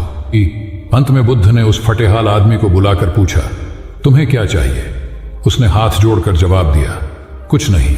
यदि ईश्वर को मुझे कुछ देना ही है तो बस इतना कर दें कि मेरे अंदर कभी कोई चाह पैदा ना हो। मैं ऐसे ही स्वयं को सबसे बड़ा सुखी मानता हूं। उसकी बात सुनकर आनंद से बुद्ध ने कहा, आनंद, जहां चाह है वहां सुख नहीं हो सकता। आनंद ने बुद्ध की इस शिक्षा को सदा के लिए गांठ बांध लिया। सार यह है कि लालसा से लोभ बढ़ता है जो असंतोष का जनक होता है। यदि सही अर्थों में सुख पाना है तो किसी लालसा की बजाय उपलब्ध स्थितियों में संतुष्ट रहना चाहिए। गौतम बुद्ध ने बहुत से अज्ञानी लोगों को सम्यक दृष्टि प्रदान की थी। तब को बात है, कौसाम्बी में एक ब्रह्मचारी रहता था। उसे अभिमान था कि उस जैसा कोई दविद्वान नहीं है, इसलिए अपने साथ सदैव जलती मशाल रखता था। गौतम बुद्ध ने देखा तो उससे पूछा, अरे ये मशाल लिए क्यों घूमते हो? ब्रह्मचारी ने उत्तर दिया, सभी प्राणी अंधकार और अज्ञान में पथक श्रेष्ठ हैं, उन्हें रास्ता दिखाने के लिए मशाल लिए घूमता हूं। तथागत ने पूछा, क्या तुम्हें 4 प्रकार की विद्याओं, शब्द विद्या, नक्षत्र विद्या, राज विद्या व युद्ध विद्या का पूर्ण ज्ञान है? ब्रह्मचारी ने अपनी अनभिज्ञता प्रकट करते हुए मशाल फेंक कर तथागत के चरणों में मस्तक झुका दिया। उसका ज्ञान गर्व चूर हो गया। जो दूसरों को मूर्ख समझकर उनसे घृणा करता है, वो उस व्यक्ति की तरह है जो स्वयं अंधा होकर दूसरों को मशाल दिखाता घूमता है। अहंकारी कभी विवेकवान नहीं हो सकता और बिना विवेक के सत असत का ज्ञान नहीं हो सकता। अंततः ऐसे विवेकांत व्यक्ति को जीवन में कोई उपलब्धि प्राप्त नहीं होती, हताशा ही हाथ लगती है। काशाय वस्त्र पहन लिए। उसने सुना, आप एकाहारी हो गए हैं, वह भी एकाहारी हो गई। आपने उत्तम पलंग पर सोना त्याग दिया है तो इसने भी त्याग दिया। आपने माला का त्याग किया, गंध का त्याग किया तो इसने भी वह सब त्याग दिया। मायके वाले इसे संदेश भेजते हैं, वे इसे ले जाना चाहते हैं, लेकिन यह यहीं रहती है, इसी कक्ष में। यह गुण की मूर्ति है। राजा स्नेह से अपनी बहू को देखते रहे। अचानक तथागत उठे, उस कक्ष से बाहर चले गए। शाक्य मुनि ने शिष्यों को शांत रहने को कहा था, लेकिन वे स्वयं उस कक्ष से बाहर चले गए। मैं हमेशा सोचता हूं उस पल क्या हुआ होगा, उनके मन के भीतर कैसे कैसे विचार उठते होंगे। क्या संबोधि एक लघु क्षण होता है या दीर्घ क्षण? क्या संबोधि एक अनंत अभ्यास है? क्या संयम उसका गरुड़यान है? धम्मपद का 13वां श्लोक बार बार याद आता है, यथागारम दुचेन बुट्टी समति विभजति एवं अभावितम चित्तम राघो समति विभजति। घर की छत मजबूत ना हो, सही तरह से उसे घास फूस से ढका ना गया हो, तो बरसात के दिनों में उसमें से पानी रिसता है, घर भर में फैल जाता है। उसी तरह ध्यान और एकाग्रता हमारे व्यक्तित्व की छत है। एक दिन एक व्यक्ति बुद्ध के पास पहुंचा। वह बहुत अधिक तनाव में था। अनेक प्रश्न उसके दिमाग में घूम घूम कर उसे परेशान कर रहे थे, जैसे आत्मा क्या है, आदमी मृत्यु के बाद कहां जाता है, सृष्टि का निर्माता कौन है, स्वर्ग नरक की अवधारणा कहां तक सच है और ईश्वर है या नहीं। उसे इन प्रश्नों के उत्तर नहीं मिल रहे थे। जब वह बुद्ध के पास पहुंचा तो उसने देखा कि बुद्ध को कई लोग घेर कर बैठे हैं। बुद्ध उन सभी के प्रश्नों व जिज्ञासाओं का समाधान अत्यंत सहज भाव से कर रहे हैं। काफी देर तक यह क्रम चलता रहा, किंतु बुद्ध धैर्यपूर्वक हर एक को संतुष्ट करते रहे। बेचारा व्यक्ति वहां का हाल देखकर परेशान हो गया। उसने सोचा कि इन्हें दुनियादारी के मामलों में पड़ने से क्या लाभ, अपना भगवत भजन करें और बुनियादी समस्याओं से ग्रस्त इन लोगों को भगाए। किंतु बुद्ध का व्यवहार देखकर तो ऐसा लग रहा था मानो इन लोगों का दुख उनका अपना दुख है। आखिर उस व्यक्ति ने पूछ ही लिया, महाराज, आपको इन सांसारिक बातों से क्या लेना देना? बुद्ध बोले, मैं ज्ञानी नहीं हूं, और इंसान हूं। वैसे भी वह ज्ञान किस काम का जो इतना घमंडी और आत्म केंद्रित हो कि अपने अतिरिक्त दूसरे की चिंता ही न कर सके। ऐसा ज्ञान तो अज्ञान से भी बुरा है। बुद्ध की बातें सुनकर व्यक्ति को उलझन दूर हो गई। उस दिन से उसकी सोच व आचरण दोनों बदल गए। कथा का सार यह है कि ज्ञान तभी सार्थक होता है जब वह लोक कल्याण में संलग्न हो। महात्मा बुद्ध ने युवक को सत्संग का महत्व समझाया। महात्मा बुद्ध एक गांव में ठहरे हुए थे। वे प्रतिदिन शाम को वहां पर सत्संग करते थे। भक्तों की भीड़ होती थी क्योंकि उनके प्रवचनों से जीवन को सही दिशा बोध प्राप्त होता था। बुद्ध की वाणी में गजब का जादू था। तब बुद्ध ने उसे समझाया, यदि इसी तरह उसे पानी में निरंतर डालते रहोगे तो कुछ ही दिनों में ये छेद फूलकर बंद हो जाएंगे और टोकरी में पानी भर पाओगे। इसी प्रकार जो निरंतर सत्संग करते हैं उनका मन एक दिन अवश्य निर्मल हो जाता है। अवगुणों के छिद्र भरने लगते हैं और गुणों का जल भरने लगता है। युवक ने बुद्ध से अपनी समस्या का समाधान पा लिया। निरंतर सत्संग से दुर्जन भी सज्जन हो जाते हैं क्योंकि महापुरुषों की पवित्र वाणी उनके मानसिक विकारों को दूर कर उनमें सद्विचारों का आलोक प्रसारित कर देती है। एक आदमी को बुद्ध ने सुझाव दिया कि दूर से पानी लाते हो, क्यों नहीं अपने घर के पास एक कुआं खोद लेते? हमेशा के लिए पानी की समस्या से छुटकारा मिल जाएगा। सलाह मानकर उस आदमी ने कुआं खोदना शुरू किया, लेकिन 7-8 फीट खोदने के बाद उसे पानी तो क्या, गीली मिट्टी का भी चिन्ह नहीं मिला। उसने वह जगह छोड़कर दूसरी जगह खुदाई शुरू की, लेकिन 10 फीट खोदने के बाद भी उसमें पानी नहीं निकला। उसने फिर तीसरी जगह कुआं खोदना शुरू किया, लेकिन यहां भी उसे निराशा ही हाथ लगी। इस क्रम में उसने 8-10 फीट के 10 कुएं खोद डाले, लेकिन पानी कहीं नहीं मिला। वह निराश होकर बुद्ध के पास गया। उसने बुद्ध को बताया कि मैंने 10 कुएं खोद डाले, मगर पानी एक में भी नहीं निकला। बुद्ध को आश्चर्य हुआ। वे स्वयं चलकर उस स्थान पर आए जहां उसने 10 गड्ढे खोदे हुए थे। बुद्ध ने उन गड्ढों की गहराई देखी और सारा माजरा समझ गए। फिर वे बोले, 10 कुएं खोदने की बजाय एक कुएं में ही तुम अपना सारा परिश्रम लगाते तो पानी कब का मिल गया होता। तुम सब गड्ढों को बंद कर दो, केवल एक को गहरा करते जाओ, पानी निकल आएगा। उसने बुद्ध को बात मानकर ऐसा ही किया। परिणाम स्वरूप कुआं पूर्ण होते ही पानी निकल आया। सबने भगवान बुद्ध की जय जयकार की। धन्ना सेठ के पास 7 पुश्तों के पालन पोषण जितना धन था। उसका व्यापार चारों तरफ फैला हुआ था, किंतु फिर भी उसका मन अशांत रहता था। कभी धन की सुरक्षा की चिंता तो कभी व्यापारिक प्रतिस्पर्धा में आगे निकलने का तनाव। चिंता और तनाव के कारण वह अस्वस्थ रहने लगा। उसके मित्र ने उसकी गिरती दशा देखी तो उसे बुद्ध के पास जाने की सलाह दी। सेठ बुद्ध के पास पहुंचा और अपनी समस्या बताई। बुद्ध ने उसे सांत्वना देते हुए कहा, तुम घबराओ मत, तुम्हारा कष्ट अवश्य दूर होगा। बस तुम यहां कुछ दिन रहकर प्रभु का ध्यान किया करो। बुद्ध के कहे अनुसार सेठ ने रोज ध्यान करना शुरू कर दिया, किंतु सेठ का मन ध्यान में नहीं लगा। वह जैसे ही ध्यान करने बैठता, उसका मन फिर अपनी दुनिया में चला जाता। उसने बुद्ध को यह बात बताई, किंतु बुद्ध ने कोई उपाय नहीं बताया।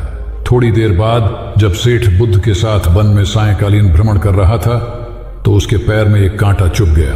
वह दर्द के मारे कराहने लगा। बुद्ध ने कहा, बेहतर होगा कि तुम जी कड़ाकर कांटे को निकाल दो, तब इस दर्द से मुक्ति मिल जाएगी। सेठ ने मन कड़ाकर कांटा निकाल दिया। उसे चैन मिल गया। तब बुद्ध ने उसे समझाया, ऐसे ही लोभ, मोह, क्रोध, घमंड व द्वेष के कांटे तुम्हारे मन में गड़े हैं। जब तक अपने मन की संकल्प शक्ति से उन्हें नहीं निकालोगे, अशांत ही रहोगे। सेठ का अज्ञान बुद्ध के इन शब्दों से दूर हो गया और उसने निर्मल हृदय की राह पकड़ ली। अपनी कुप्रवृत्तियों से मुक्ति के लिए संकल्पबद्धता अनिवार्य है। जब तक व्यक्ति दृढ़ निश्चय न कर ले, वह अपनी गलत आदतों से मुक्त नहीं हो सकता। बुद्ध की शिक्षा से गांव का उद्धार हुआ। एक युवक ने बुद्ध से आकर कहा, मेरा गांव अशिक्षित है। मैं अपने परिवार से झगड़कर थोड़ा बहुत पढ़ पाया हूं। आगे और पढ़ना चाहता हूं, किंतु सभी रोक रहे हैं। घर के लोग सोचते हैं कि खेती में खूब पैसा है और उसके लिए किसी शिक्षा की आवश्यकता नहीं है। यही सोच गांव वालों की भी है। कृपया आप मेरे गांव चलकर वहां शिक्षा का प्रसार करवाइए। बुद्ध युवक की बात मानकर गांव आ गए। धर्मभीरू ग्रामीणों ने बुद्ध का सत्कार किया और रोज उनके प्रवचन सुनने आने लगे। बुद्ध जब भी शिक्षा का महत्व बताते, ग्रामीण विरोधी मत रखते। एक दिन एक महिला अपने 5 साल के बच्चे के लिए पूछने लगी कि उसे किस उम्र से शिक्षा दिलवाए। तब बुद्ध ने समझाया कि तुम्हें तो 5 वर्ष पूर्व उसकी शिक्षा शुरू कर देनी थी। उसे क्या खाना है, क्या नहीं, कैसे क्या बोलना है आदि बातें शुरू से सिखाओगी, तभी तो वह अपना उचित ख्याल रख सकेगा। बुद्ध की यह बात महिला सहित सभी ग्रामीणों को समझ में आ गई। उन्होंने अपने बच्चों को विद्यालय भेजना शुरू किया। यह समय वर्षा का था। युवक ने लोगों को जल संग्रहण की तकनीक बताई। अधिकांश ने उपहास किया, किंतु युवक अपना काम करता रहा। बुद्ध का सहयोग प्राप्त था, इसलिए किसी ने उसका खुलकर विरोध नहीं किया। जब गर्मी में भीषण जल संकट के कारण फसलें सूखने लगीं, तो युवक ने कुएं खुदवाए, जिनमें जल संग्रहण की तकनीक के कारण खूब पानी निकला। ग्रामीण अब शिक्षा का महत्व समझ चुके थे। धीरे धीरे संपूर्ण गांव शिक्षित हो गया। ज्ञान हर उम्र में अर्जित किया जा सकता है। यही ज्ञान हमें जीवन में आने वाली समस्याओं के समाधान की राह सुझाता है। एक गांव में 2 भाई रहते थे जो अपनी शैतानियों के लिए कुख्यात थे। उन्हें दूसरों को परेशान करने में बड़ा आनंद आता था। वे हर समय किसी न किसी को परेशान करने में लगे रहते थे। गांव के लोगों के साथ साथ उनके माता पिता भी उनकी ऐसी हरकतों के कारण बहुत दुखी थे। जब गांव का कोई व्यक्ति उनके माता पिता के पास उनकी शिकायत लेकर आता, तो वे दोनों को बहुत समझाते, किंतु दोनों भाइयों के कानों पर जूं तक नहीं रेंगती। एक दिन उनकी मां गांव में आए हुए महात्मा बुद्ध के पास गई और अपने बच्चों में किसी भी तरह ईश्वर का भय भर देने का आग्रह किया, ताकि वे लोग शैतानी से बाज आए। महात्मा बुद्ध ने मां से दोनों को एक एक करके उनके पास भेजने को कहा। मां ने अपने पहले लड़के को महात्मा बुद्ध के पास भेजा। वह जाकर महात्मा बुद्ध के पास बैठ गया। महात्मा बुद्ध ने उससे पूछा, ईश्वर कहाँ है? लड़के की कुछ समझ में नहीं आया और उसने कोई उत्तर नहीं दिया। तब महात्मा बुद्ध ने दोबारा यही सवाल कड़क कर पूछा, तो डर के मारे लड़का वहां से तेजी से भागा और भागते हुए अपने भाई के पास जा पहुंचा तथा बोला, भाई, तुम्हें पता है ईश्वर खो गया है और सब लोग इसके लिए हमें ही जिम्मेदार समझ रहे हैं। छोटा भाई भी इतना बड़ा आरोप सुनकर डर गया और उस दिन से दोनों ने शैतानी करना छोड़ दिया। कथा का सार यह है कि जब सीधे मार्ग से सुधार की राह न मिले तो टेढ़े मार्ग का सहारा लेना ही सर्वथा उचित है। सेठ ने बुद्ध से जाना सच्चा संपन्न होना। एक सेठ निसंतान था। अपार संपत्ति का मालिक होने के बावजूद सेठ का लोभ बरकरार था। संतान न होने का दुख उसे बहुत था और इस कारण वह न जाने कितने फकीर, बाबा और पंडितों के दर पर माथा टेक चुका था, किंतु नतीजा शून्य रहा। एक बार सेठ के नगर में बुद्ध का आगमन हुआ। सेठ ने उनकी बहुत ख्याति सुनी तो अगले ही दिन उनसे मिलने पहुंचा। बुद्ध को अपनी निसंतानता के विषय में बताया तो उन्होंने सेठ के सिर पर हाथ रखकर हार्दिक आशीर्वाद दिया। संयोग की बात कि कुछ ही समय बाद सेठ को संतान सुख प्राप्त हो गया। वह बुद्ध के प्रति आभार भाव से भर उठा। सोचने लगा कि बुद्ध के प्रति उपकार कैसे जताए। विचार करने के उपरांत उसने एक बक्से में बेशकीमती हीरे जवाहरात रखे और बुद्ध के पास पहुंचा। बुद्ध को प्रणाम निवेदित कर सेठ बोला, महाराज, आपकी कृपा से मुझे संतान का मुख देखने को मिला। मैं आपके लिए कुछ करना चाहता हूं, सो यह तुच्छ भेंट लाया हूं। बुद्ध ने हीरे जवाहरात देखते ही अस्वीकार कर दिए। उन्होंने कहा, मेरे लिए धन व्यर्थ है, इसे तुम ही रखो। जब सेठ अधिक आग्रही हुआ तो बुद्ध बोले, मैं निर्धनों से दान नहीं लेता। आश्चर्यचकित सेठ ने कहा, पर मैं तो निर्धन नहीं हूं, अपार धन संपत्ति मेरे पास है। मेरी तिजोरियां सोने चांदी गहनों व जवाहरातों से भरी हुई हैं। रात दिन परिश्रम कर मैं इस संपत्ति को दिन दूनी रात चौगुनी कर रहा हूं, फिर मैं निर्धन कैसे हूं? तब बुद्ध ने समझाया, इसका आशय यह है कि तुम अपनी वर्तमान संपत्ति से तृप्त नहीं हो, और अतृप्त व्यक्ति निर्धन ही तो होता है, क्योंकि सच्चा संपन्न तो वह है जो तृप्त हो। बुद्ध की बातों ने सेठ की आंखें खोल दी।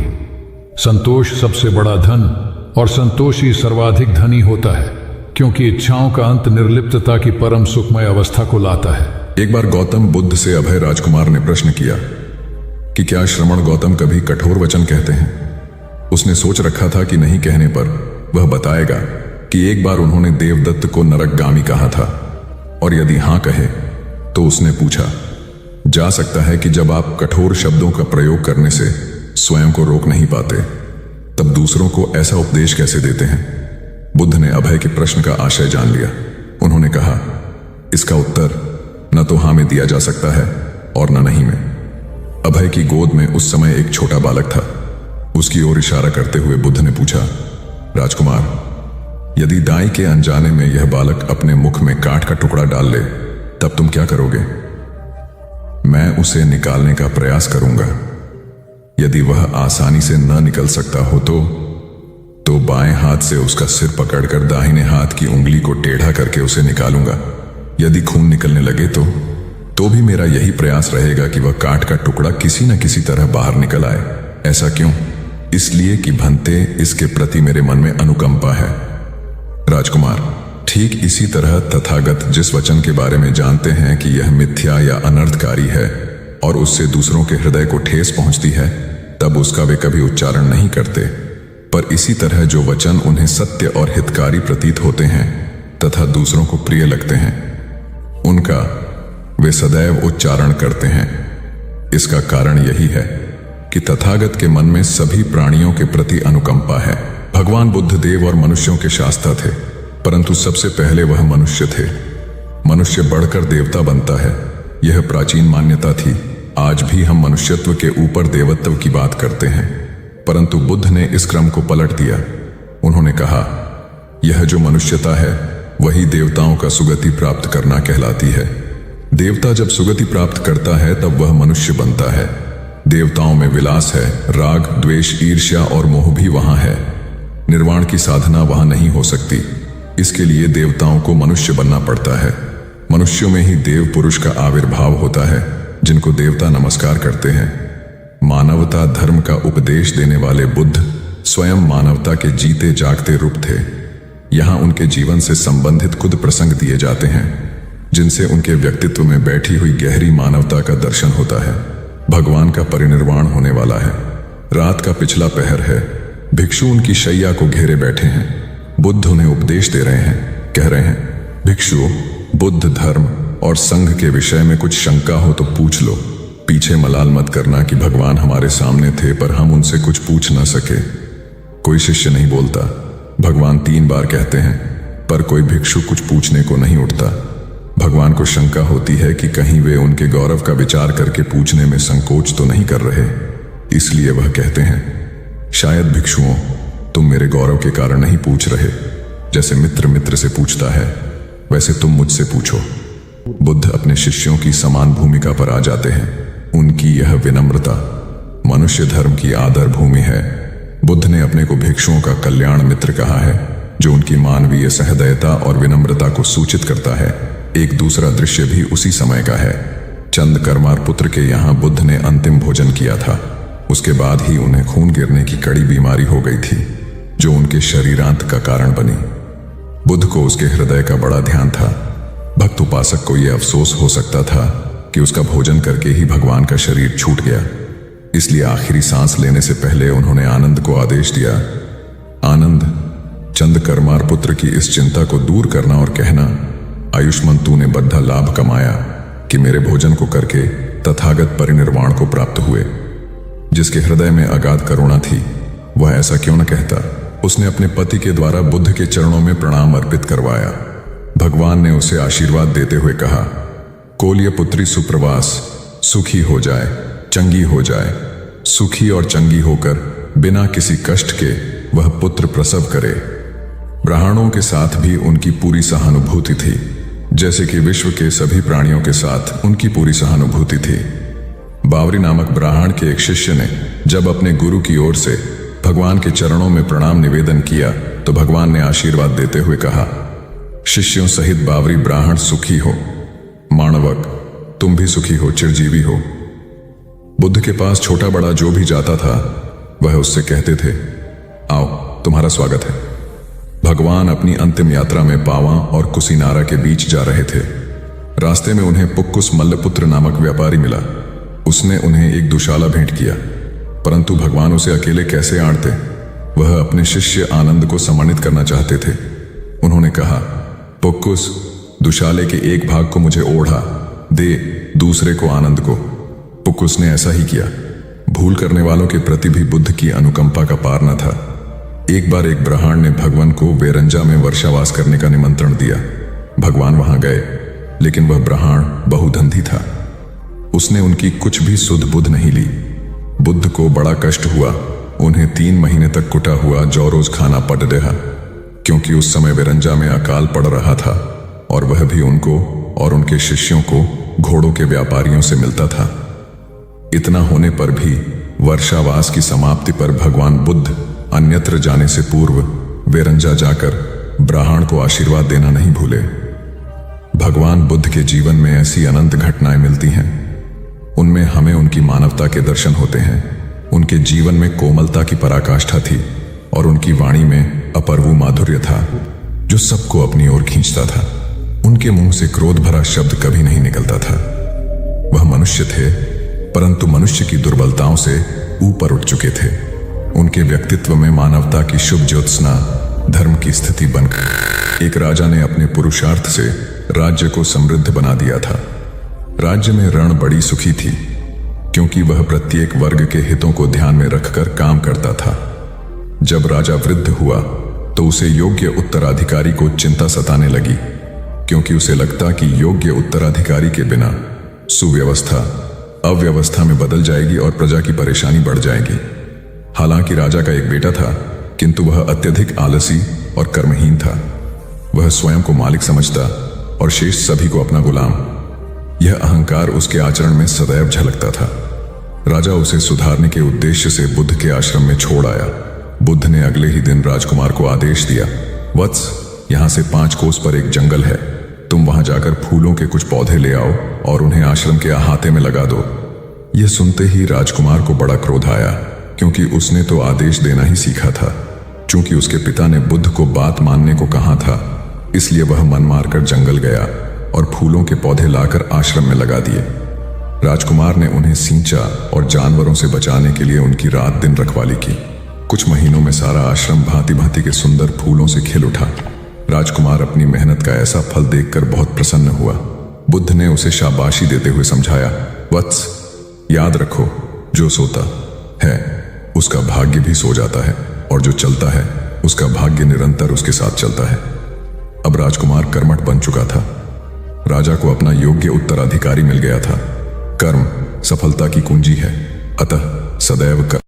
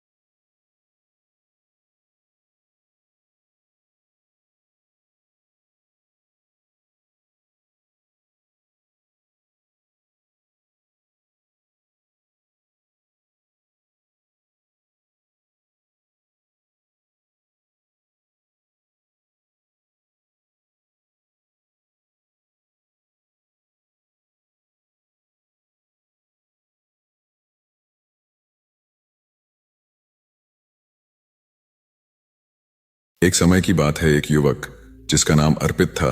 अर्पित एक पुराने जमाने के गांव में रहता था।